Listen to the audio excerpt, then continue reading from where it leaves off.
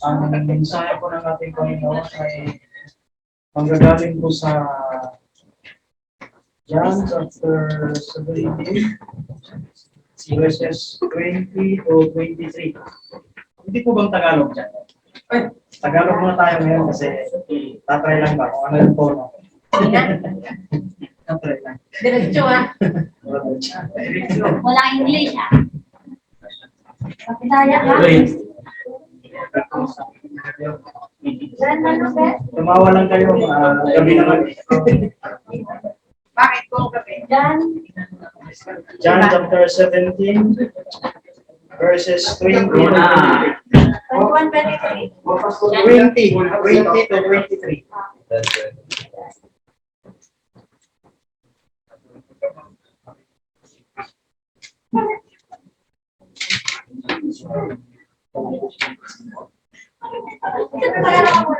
Ang sabi ko dito ay, hindi lamang sila ang aking idinadalangin. Idinadalangin ko rin naman ang mga sasampalataya sa akin sa pamamagitan ng salita nila. Idinadalangin ko na sila ay maging isa. Ama, tulad mo na sumasa akin at ako ay sumasa iyo. Pwede na. Idinadalangin ko na silang lahat ay maging isa sa atin upang ang sangkatauhan ay sumampalataya na ikaw ang nagsugo sa akin. Ang kaluwalhatian ay binigay mo sa akin ay binigay ko sa kanila upang sila ay maging isa tulad natin na isa. Ako ay nasa kanila at ikaw ay nasa akin upang sila ay maging ganap na isa at upang malaman ng sangkatauhan na isinugo mo ako. At malaman din nila na inibig mo sila tulad ng pag-ibig mo sa akin. Tayo po yuyuko, tayo po manalangin. Yes, Lord, Hallelujah, Jesus. Maraming salamat po, Father God, sa gabi ito na binigay niyo po sa amin, Father God. Maraming salamat po sa mga kapatiran na nakatalo po ngayong gabi po, God. Thank you for the blessings that you have given to us all today. And we pray that we continue to be oneness with Christ and that you will pour out your Holy Spirit with us, especially tonight, to plant all the words that will come out from my mouth, that it will be you, God, who is speaking through me. We ask this in the mighty name of Jesus, we pray. Amen. Amen. Ang mensahe ko po ngayong gabi, ang title po niya is Pinag-isa sa isang layunin. Actually, kagabi ko pa lang isang gabi ko pa ito ginawa. Sabi ko, itatry ko mga magtagalog. Kasi puro na lang ako yung English. Itatry ko mga magtagalog, mag-improve sa sariling wika. Tingnan ko kung kakayanin. Pinag-isa sa isang layunin. Unified in purpose. Let us ask these questions. Ano po ba yung mga layunin natin bilang isang Kristiyano? And what will be the purpose of why the church exists? Sino po yung church? Wala pa lang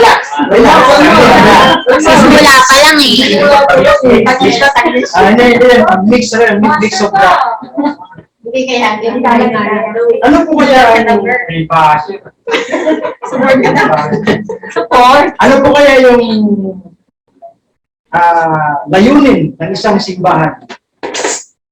We can say that simbahan, which yung makikita natin, yung buong building, at the same time, simbahan spiritually, which is yung sarili natin. Diba? We consider ourselves, or not we consider ourselves, but we ourselves is a church.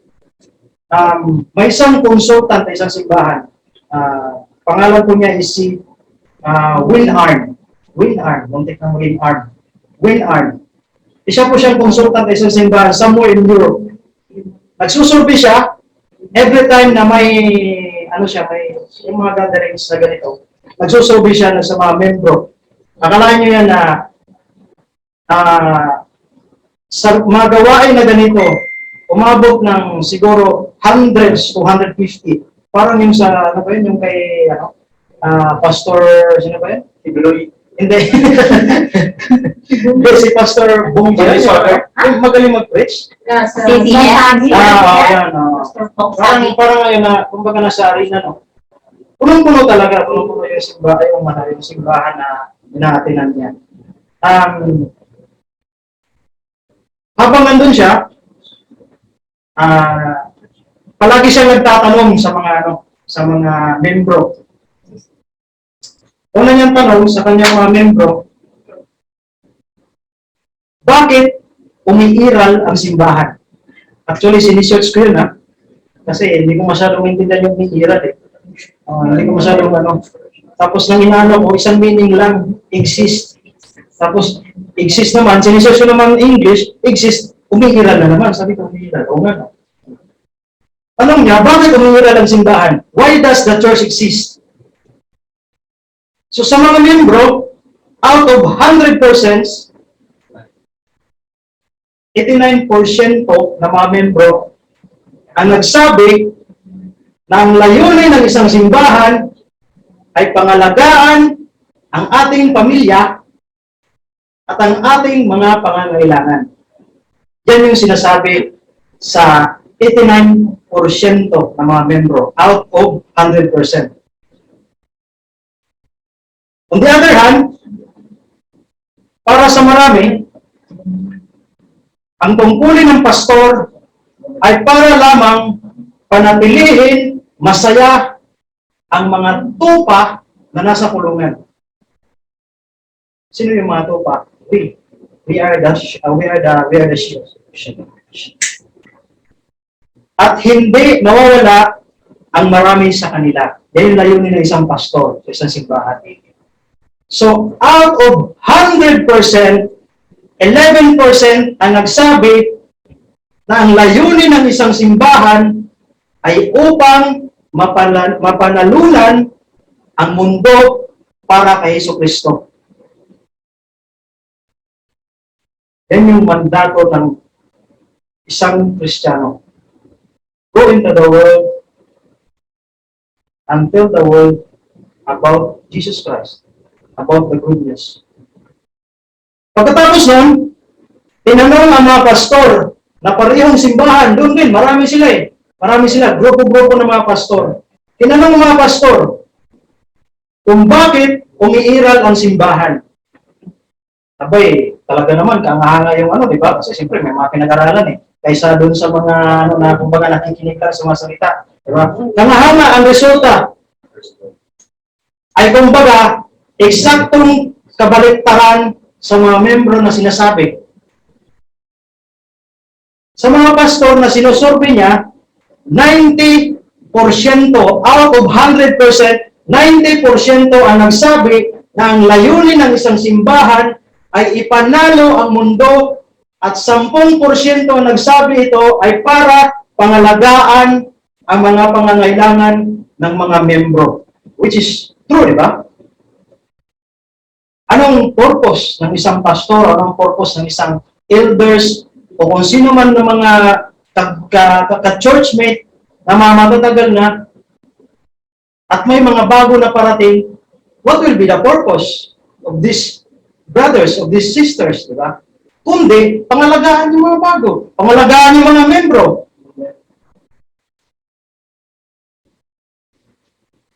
Nakakapagtakan minsan na sa isang simbahan, hindi yan mawawala sa isang simbahan eh. Because we can say that there is no perfect community right here on earth, di ba? Yun ang sabi. There's no perfect community. Pero minsan, nakakapagtaka kasi sa isang simbahan, hindi nawawala ang alitan, kalituhan, at pagwawalang kilos, lalo na sa mga simbahan ngayon. Kahit saan simbahan kayo pupunta, kahit pupunta pa kayo doon kay Pastor Kibuloy, same situation. Totoo yun. Totoo yun. Kahit saan simbahan, kahit anong sekta pa kayo pupunta, o kumbaga, dito ako sa Bunagin, pupunta naman ako dun sa kabila, pupunta naman ako ng Pentecostal kasi palagi silang mga ganun. Same situation. Parehas lang. May alitan, may mga kalituhan, may minsan pag-aaway, may mga hindi pagkaintindihan. Yan yung nagiging resulta sa isang grupo, sa isang membro ng isang simbahan na kung saan nawala sa kanila at sa isip nila at sa puso nila ang isang layunin.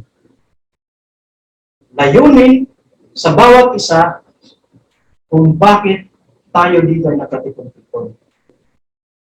So ang panimulang punto para sa bawat simbahan ay dapat na ang tanong, bakit tayo umiiral? And then, hanggang sa malaman natin kung para saan ang ating simbahan, na kung saan minsan naiisip natin all the negative thoughts. Minsan naisip natin na, okay lang yan, wala tayong pundasyon. Wala tayong motivation. Kumbaga, nagpunta lang, ganito lang, ganyan mga ginagawa, but there is no any motivation right here with you. Walang direksyon at walang pagkakaisa. In the olden church, yung sa unang mga iglesia,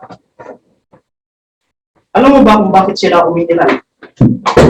Alam po ba natin kung bakit, why does this stand for the church? Bakit sila umiiral sa kanilang mga layunin? Dahil sila ay nagkakaisa. Ngayon, ang karamihan ng mga nagsisampalataya ay may isang puso at kaluluwa. Yan yung mga nararamdaman ng unang iglesia. The olden church, the olden fathers, the apostles.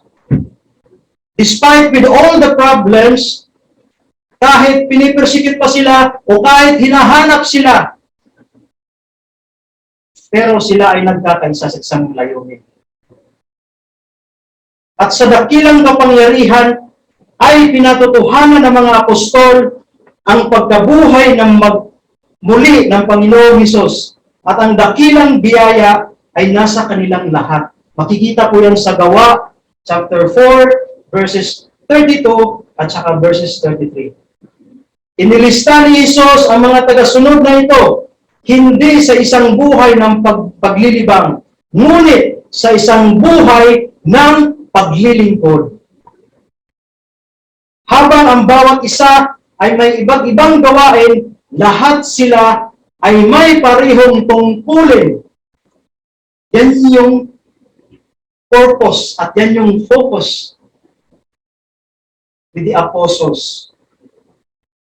Upang tuparin ang dakilang utos sa kanilang henerasyon. In the olden times. Mayroon silang isang pinuno, si Hesus lamang. Isang layunin na ipaalam ang ebanghelyo sa lahat ng tao. Makikita po natin yan in the life of the apostles, di ba? Ano po yung mga ginagawa nila? Kundi, go there, preach to the Corinthians, preach to the Galatians. Marami, lahat ginagawa nila. Ang mga unang alagad na ito ay higit na nagawa para sa paglalaganap ng Kristyanismo kaysa alinmang henerasyon ng mga tagasunod mula noon. Minsan, we ask ourselves na kung saan, ano kaya yung nag-i-encourage sa kanila? What caused them to be zealous in bringing up the good news of Jesus Christ? Dahil ba magkasama nila si Jesus? O dahil ba kung may kunting problema, pwedeng kalabitin lang si Jesus? Ano kaya yung sikreto nila? Why they are so jealous in proclaiming Christ's word? Even to the point na sa isang room lang sila. Di ba? Nakikita ko yun sa isang palabas. I think the Acts of the Apostles yata yun na nasa isang room sila, Tapos, sa labas ng pintuan, may nakasulat, may nakaukit na isda. So, ibig sabihin nun, yung mga nandun sa loob, yung mga Kristiyano. So, kung sino man yung pupunta doon, at ikaw ay Christians, papasok ka lang. Tatanggapin ka nila. Yan yung mga, ano nila. So, it is because of Jesus Christ. It is because of their zealousness in proclaiming the kingdom of God. Despite of being persecuted, or despite of all the problems that they have. Minsan sila ay nagugutom, minsan those people are being disfigured. Diba? Minsan yung iba binabato, minsan yung iba tinatakwil. Yan yung ginagawa ng mga sinaunang panahon eh. But they don't lose hope. Hindi sila nawawala ng pag-asa. But rather, out of those things that the people had done to them, the more they became zealous in preaching the word of God. First point, unang punto ko po, nagkakaroon tayo ng pagkakaisa sa simbahan ng Diyos.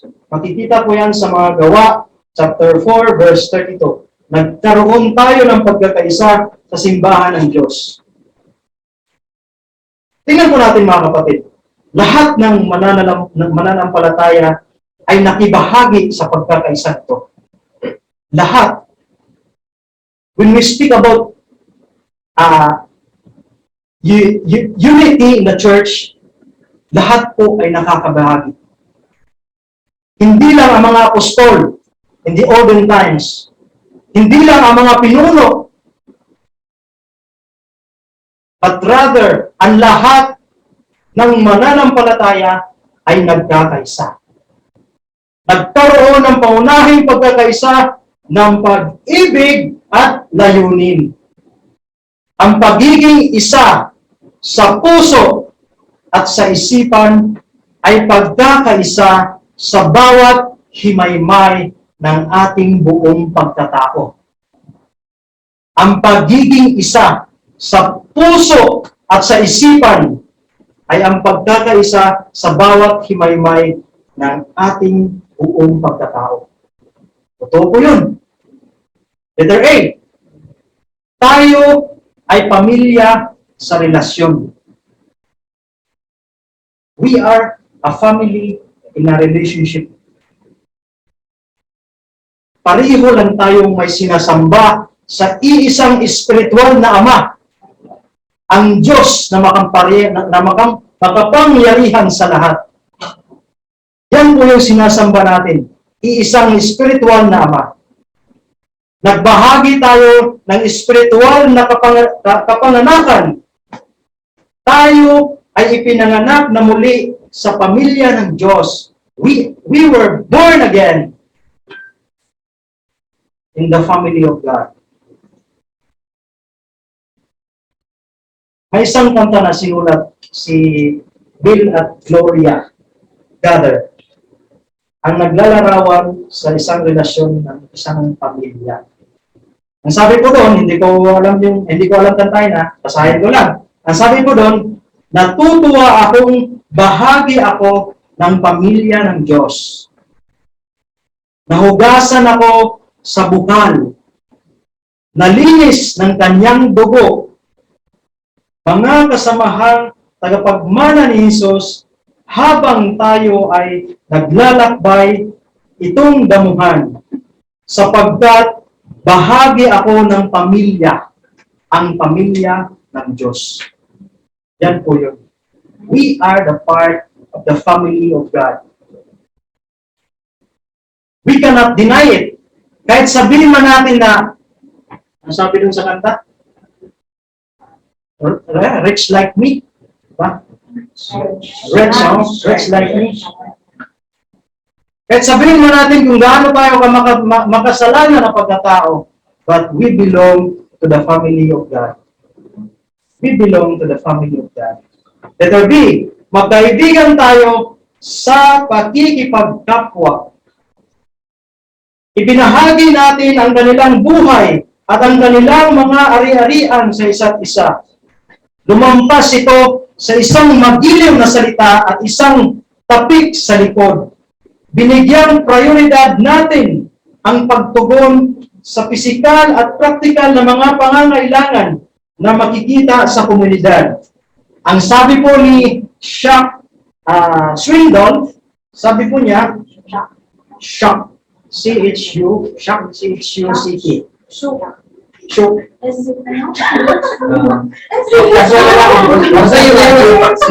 Yun po yan, si Chuck Swindoll.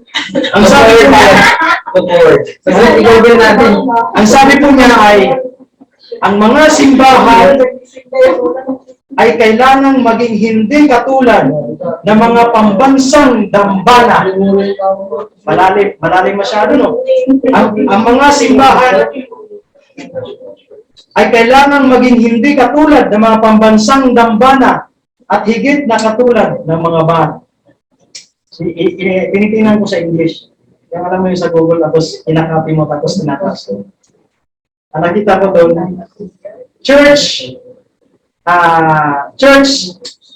will not be like cathedrals. Sabi doon, cathedrals, dambana will not be like cathedrals. Tanggalin natin ang ating mga maskara at ibaba ang ating buong pagkatao.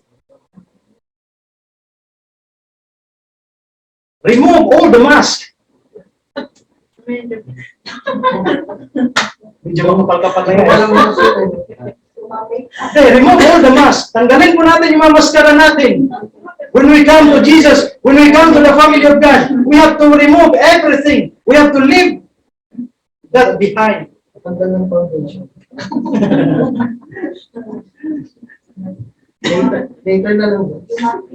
Lugar na kung saan maaari nating gamutin ang ating mga sugat. Natuklasan niyo ng mga unang alagad sa kanilang komunidad ng pananampalataya. Letter C. Ano po yung letter A? Sabi ko doon, tayo ay pamilya sa relasyon. Pangalawa, magkaibigan tayo sa pakikipagkapwa. Pangatlo, tayo ay mga tagasunod ni Kristo sa pakikipagtulungan. We are the followers of Christ when we help each other. Ang mga kalalakihan at kababaihan ay nagbahagi ng isang negosyo ng magkasama. Hindi tayo nagtitipon-tipon para lamang sa mga pagtitipon ng pamilya o para matiyak na natutugunan ang ating pisikal na pangangailangan. Nagsasama tayo upang makamit ang ating layunin. We were together.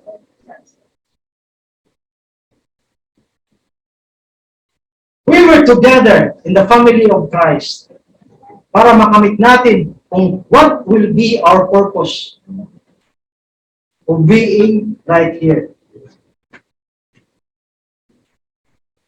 Nagsama-sama tayo upang makamit ang ating layunin.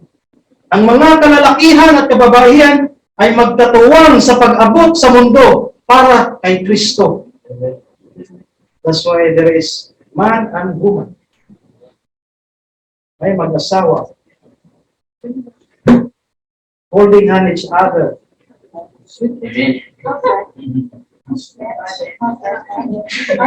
Hindi lang magsuta, hindi lang mag-asawa. But we brothers and sisters. Diba? We brothers and sisters. Relax.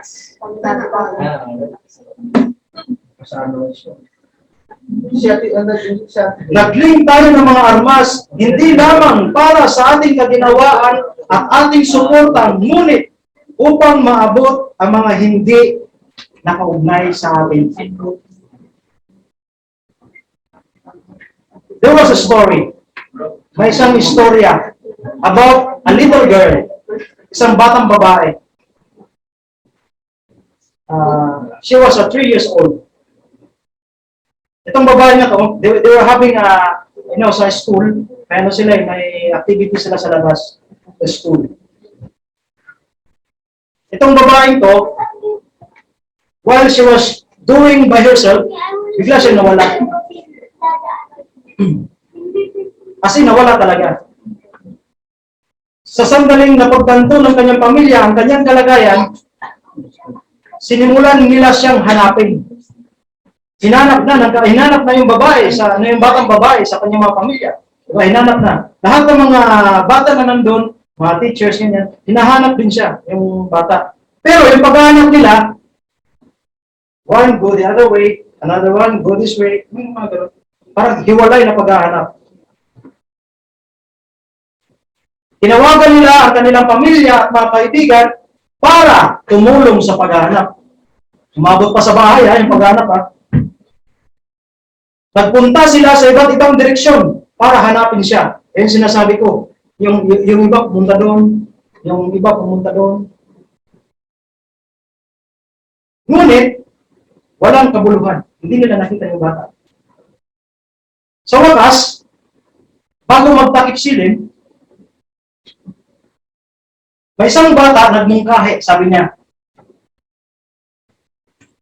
"Teacher, magkapit-bisig po tayo. At sabay-sabay tayong maglakad pataas at pababa sa isang field doon sa nila para makita kung makakatulong yun."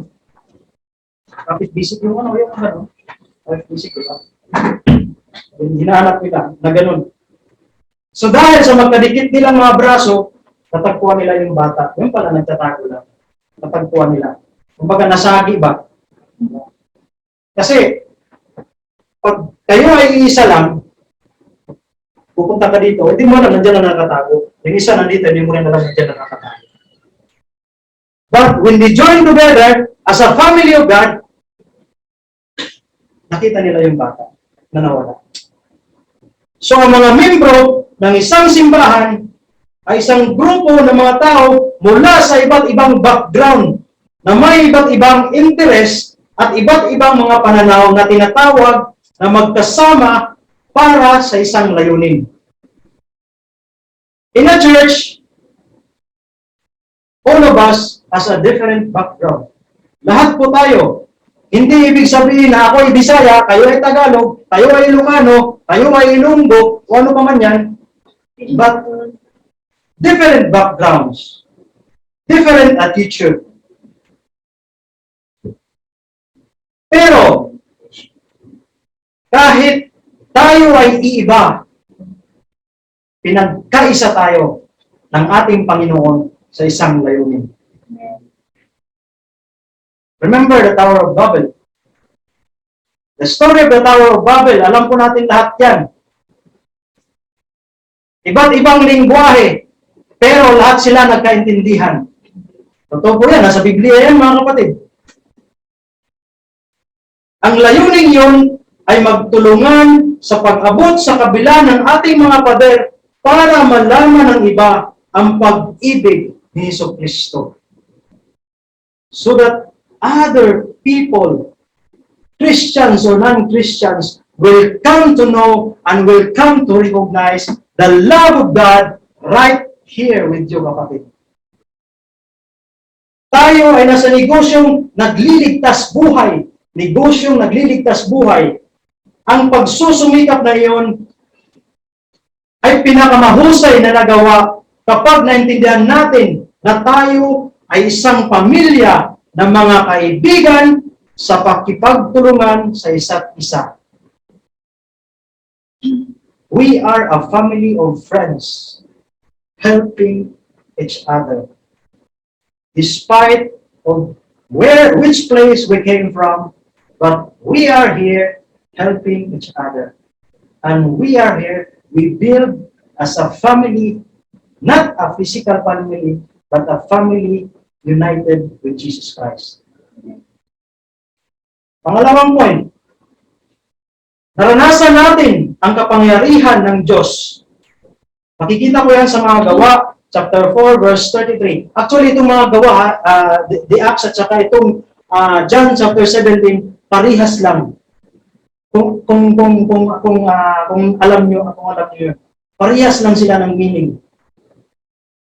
Ang layunin ay ang kapangyarihan sa makina ng buhay. Tinitiyak sa atin ng layunin ng manabela ay konektado sa isang makina. Kung walang layunin, mayroong isang galaw na walang emosyon. Tandaan po natin, sa isang kotse, Kung ano man yun doon na na-dislocate, magka-problema yung sasakyan mo. Kahit sabihin natin na wala kang gasolina o hindi ka nakapag-change oil sa sasakyan mo, maging problema yung sasakyan mo. May aktibidad na walang accomplishment. May kahusayan na walang visa. Let us think of magnifying glass. At yung kapangyarihan ng isang magnifying glass. Yung magnifying glass, hindi ginagamit sa pagtingin-tingin, magnifying glass. Sa isang magnifying glass, alam po natin kung ano yung ginagawa ng isang magnifying glass, di ba? Yung hindi mo nakikita sa mata mo, I'm sure all of us know, hindi mo nakikita sa mata mo, pag nilalagay mo yun, kitang-kita, malaki. At the same time, tayo ng mga bata, nilalaro natin to. Nilalaro natin to. Kumuha tayo ng isang magnifying glass, kumuha tayo ng isang dahon, nilalagay natin sa init ng araw, tapos tinututok natin doon sa dahon para sunugin.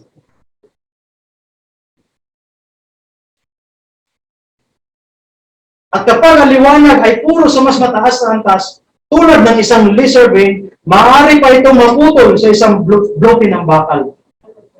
Ang mga naunang disipulo ay may malalaser na focus sa kanyang layunin.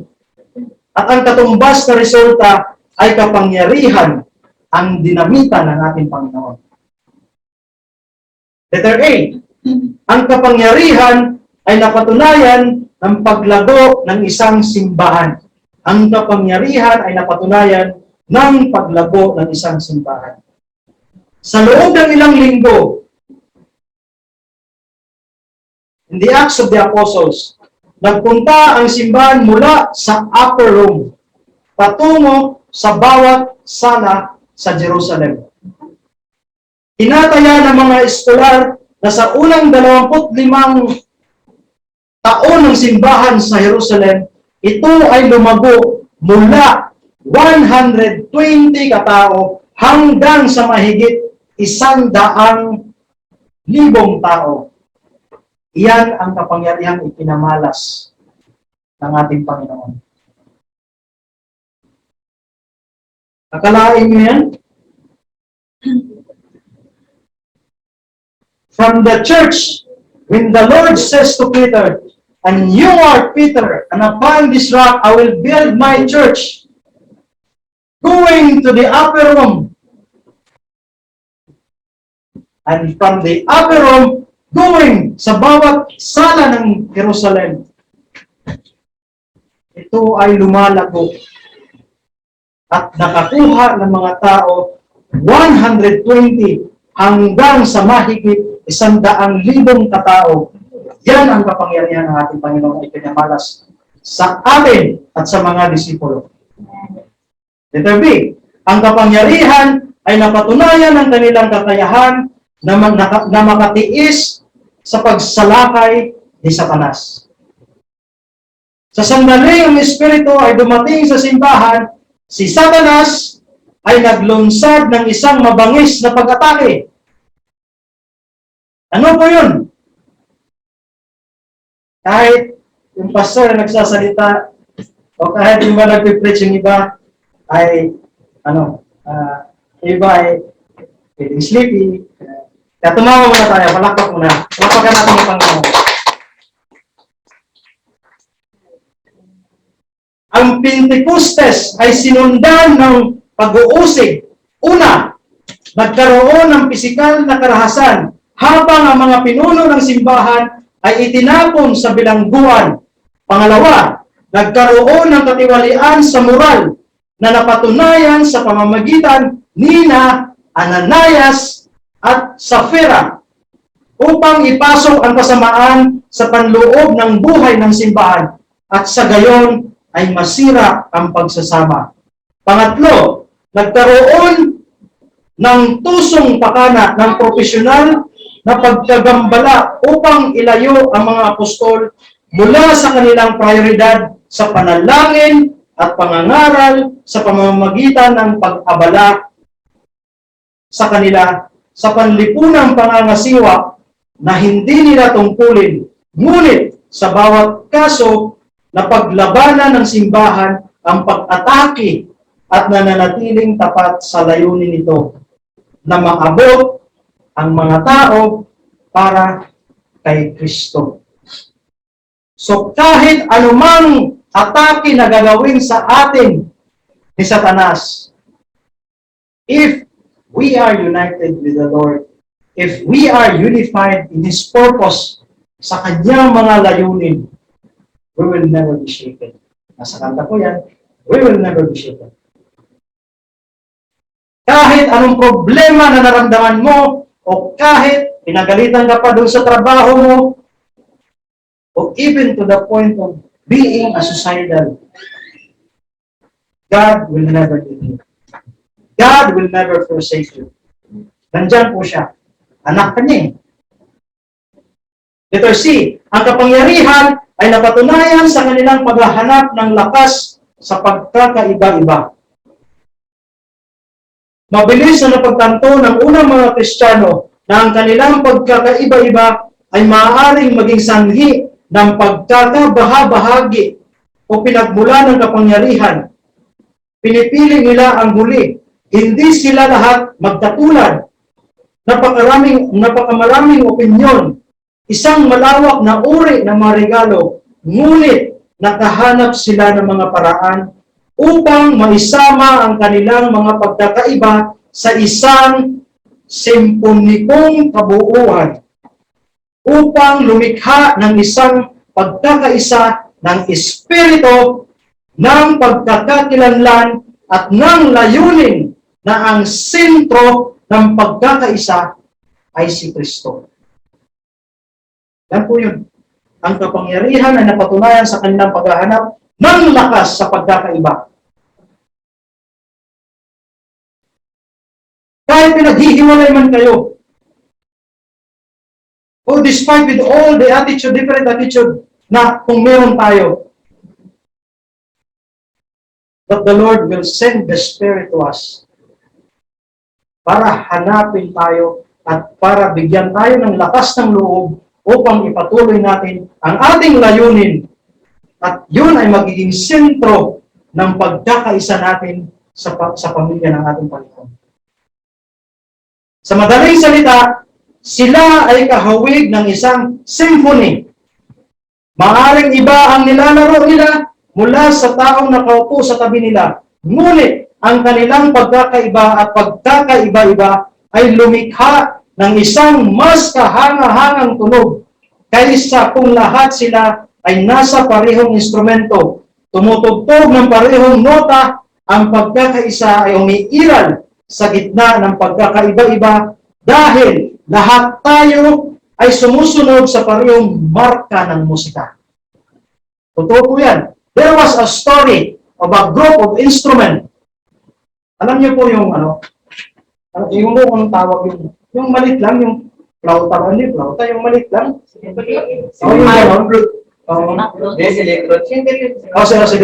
Kasali po yun sa grupo ng mga instrument. Nandun po lahat, may gitara, may drums, may keyboard, lahat po nandun. Yung trompeta nandun. At alam po natin lahat na napakalakas ito. Samantalang itong silindro, yung isang malit lang na minsan hindi mapansin, minsan hindi maririnig. So while this, ano ba tawag nun, yung nagaganon sa harap, ano ba tawag nun? Maestro? Conductor. When the conductor do like this, alright, tutugtog na, di ba? Sabi niya, sige, habang nagaganyan siya, siyempre, yung kasabay-sabay sila. Diba? Ibang tugtog ng drum, ibang tugtog ng piano, ibang tugtog ng gitara, di ba?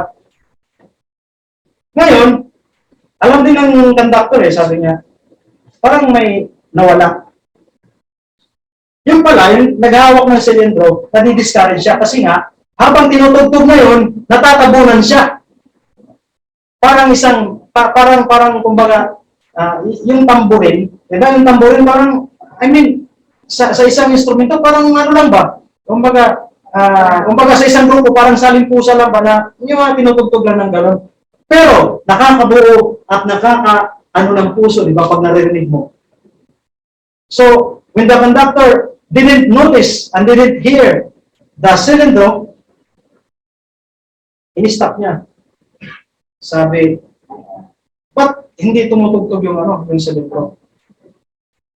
Sabi naman ng paano kasi nahiya kasi ako kasi natatabunan ako na kumbaga nagdi-discourage ako kasi natatabunan ako sa mga ibang matugtog kasi sila yan o dito ganyan.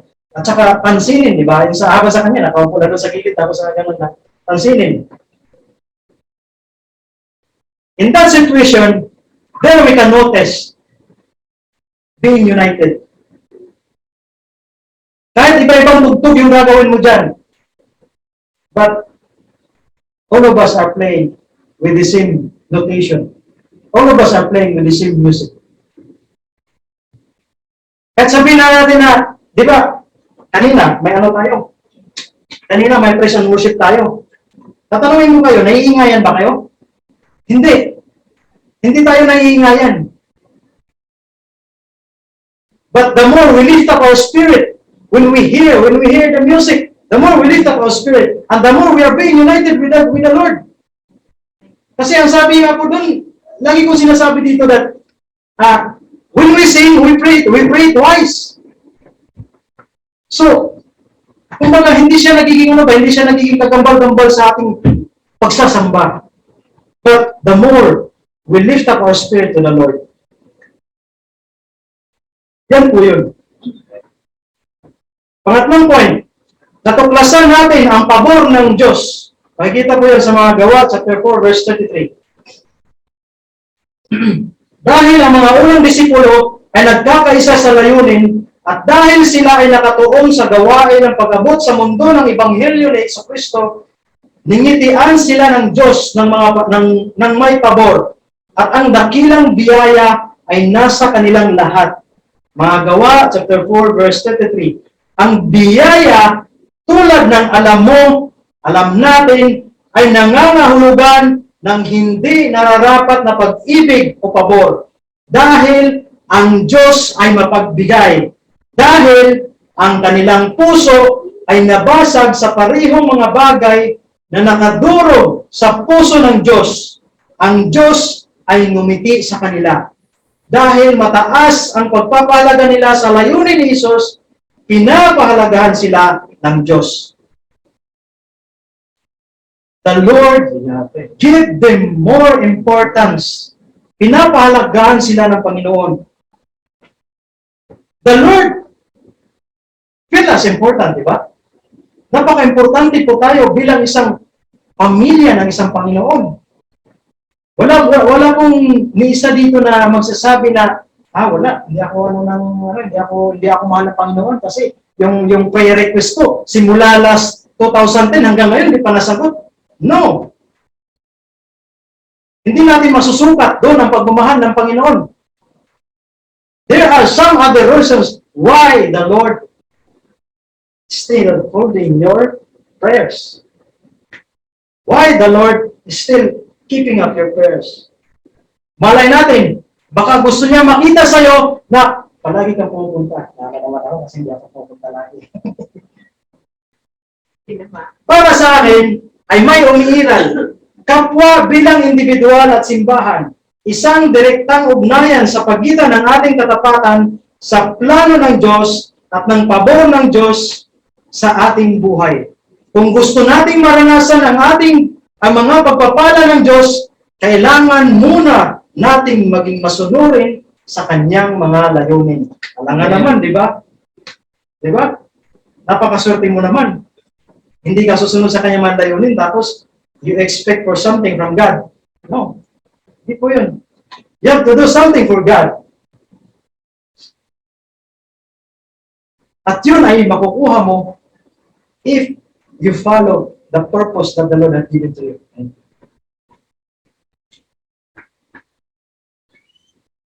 There was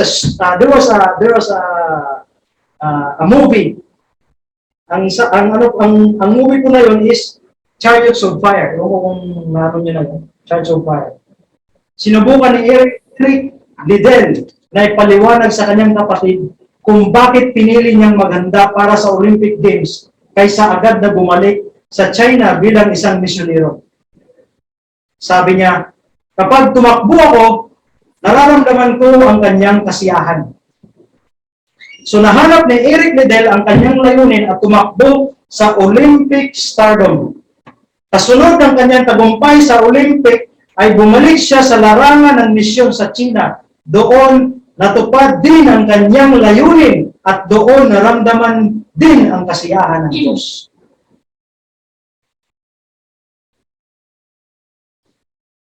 O gaya na sinabi ng isang nobelang si Ruben Jones Gunn, sabi niya, kung sumasang-ayon ka na oo sa layunin ng Diyos para sa iyong buhay, hindi ka na magsasawa muli kay Hesukristo.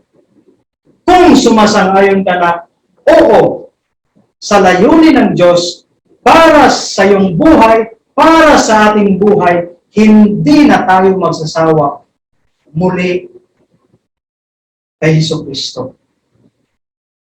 Pang-apat na point. Tayo ay sagot sa panalangin ng Diyos. Makikita pa yan sa John chapter 17, verse 20 to 21 and verse 23. At sa wakas, sa huling gabi ng kanyang buhay, nananalangin si Jesus ng kanyang panalangin na nakatayo bilang isang kuta para sa lahat ng mga Kristiyano. Anong sabi ng ating Panginoon? Idinadalangin ko hindi lamang ang mga ito, kundi pati na rin ang mga naniniwala sa akin sa pamamagitan ng kanilang mensahe.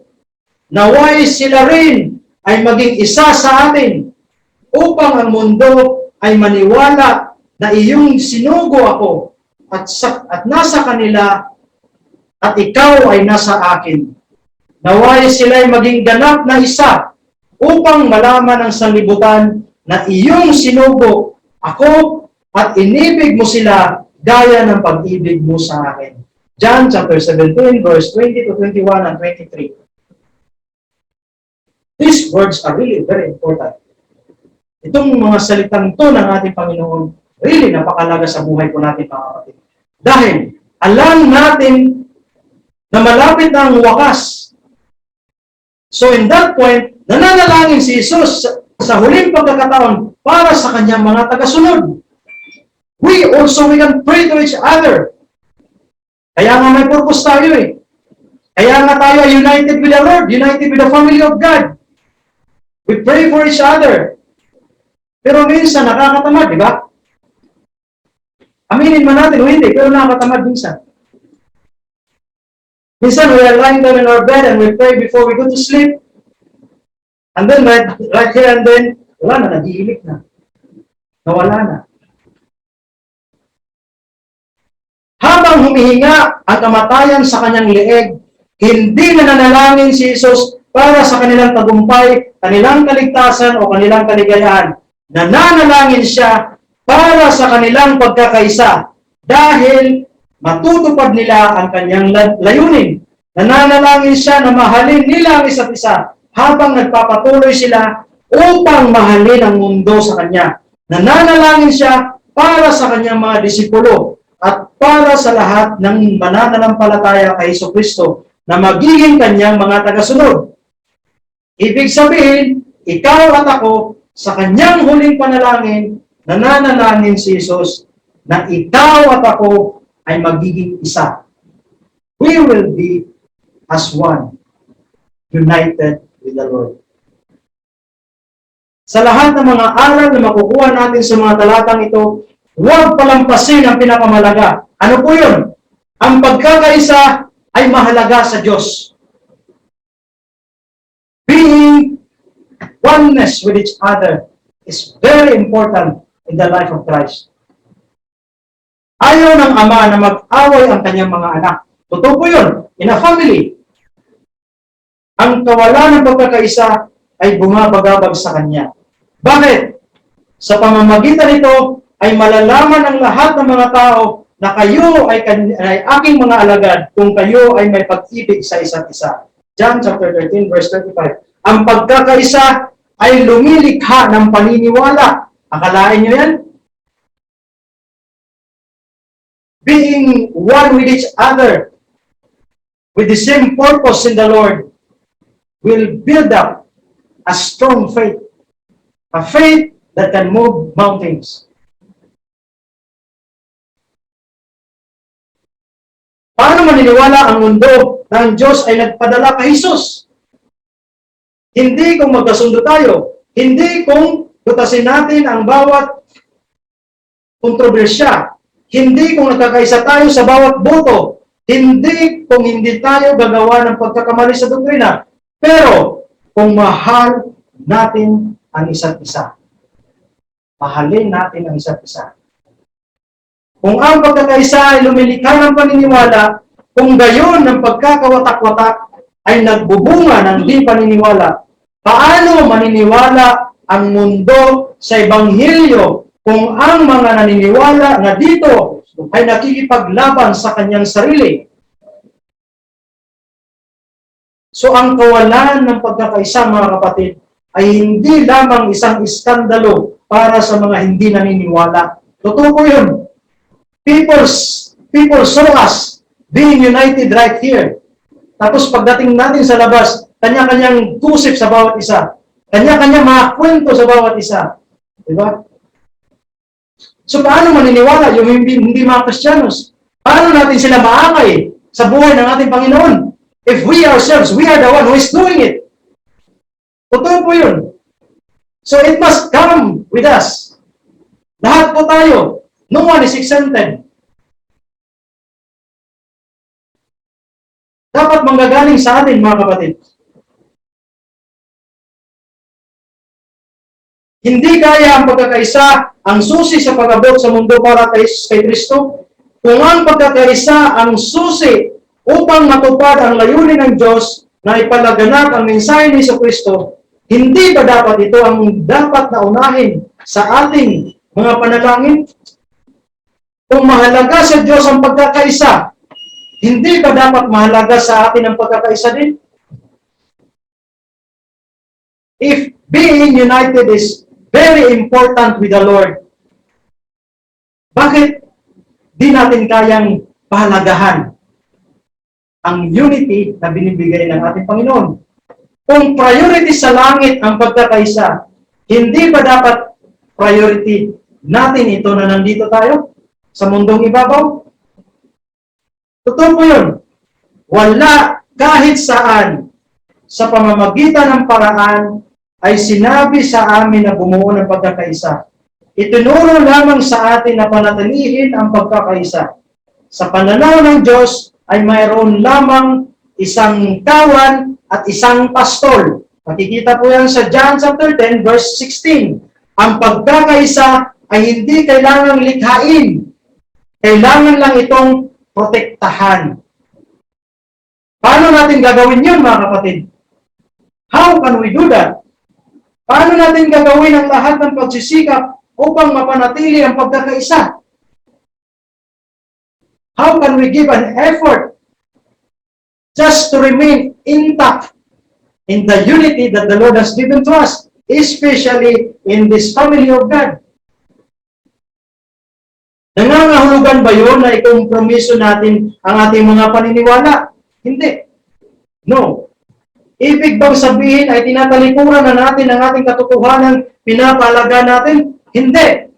Ngunit, nangangahulugan ito na tinitingnan natin ang nang matagal at mahirap ang mga ugali na dala natin. Ang ating pagkakaisa ay hindi nagsisimula sa pagsusuri sa iba, kundi sa pagsusuri sa ating sarili. Where can we begin unity? Hindi po natin masisimulan kay kapatid. Hindi po natin masisimulan sa iyo. We build a unity, it begins right you. Nagsisimula po sa sarili mo. Doon po nagsisimula ang unity. And that unity will pour out and will come out into your mouth will come out in the tip of your fingers at gagawin mo yan sa iyong mga kapatid. Gagawin mo yan sa iyong brothers and sisters. Gagawin mo yan sa iyong mama, sa iyong papa. Lahat.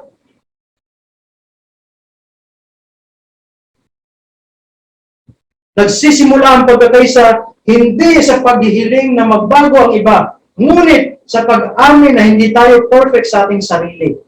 Sino bang nananalangin sa atin dito na magsabi na, Lord, sana Lord, si kapatid na ganito magbabago na? Wala. We pray for ourselves. We pray for others. Pero hindi ibig sabihin na napakasama na yung ano na yun, dapat baguhin na yun. No. Hindi po ganun. Lumalago ang pagkakaisa habang natututo tayong tanggapin ang pagkakaiba ng iba at magpatawad kapag tayo ay nagkamali. Nagpapatuloy ang pagkakaisa habang mapagkumbaba tayong naglilingkod sa iba. Ang pagkakaisa ay natutupad bilang pagtutuon sa kung sino ang pinaniniwalaan natin sa halip na kung ano ang ating paniniwalaan. Ang pagkakaisa, pinapaboran habang maibigin nating dinadala ang mensahe ni Jesucristo sa isang nahating mundo. In this divided world, we bring the unity of Jesus Christ. And that begins in ourselves. Tandaan po natin yan. Yan ang ating layunin, mga kapatid. Ano po yun? Magkaisa po tayo. Magkaisa po tayo sa ating sarili. And the most important, magkaisa tayo sa ating Panginoon. Amen. Tayo po yuyuko, tayo po manalangin. Yes, Lord, salamat po, Lord, sa pagkakaisa na binigay niyo po sa amin, Lord. Despite sa lahat ng mga background, sa lahat ng mga attitude na meron po kami, Lord, pero hindi niyo po kami pinabayaan, but rather, you stay with us, you suffer with us, and you share with us your life. Salamat po, Panginoon, sa mga grasya na binigay niyo po sa amin araw-araw. Alam po namin, Panginoon, na hindi po namin kaya sa aming sarili na ganito yung gawin namin, but rather, it is you who give us strength. It is you who give us the grace in order for us to continue your works and in order for us to continue the unity that you have bring into the world, and so that we also ourselves will bring that unity to the people who lost yourselves to God.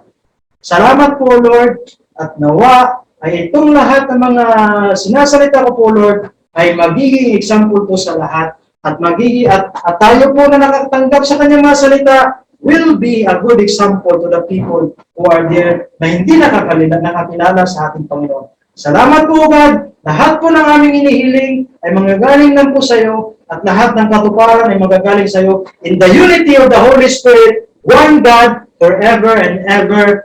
Lahat po ng mga anak ng Diyos ay magsasabi ng Amen. Amen. Amen.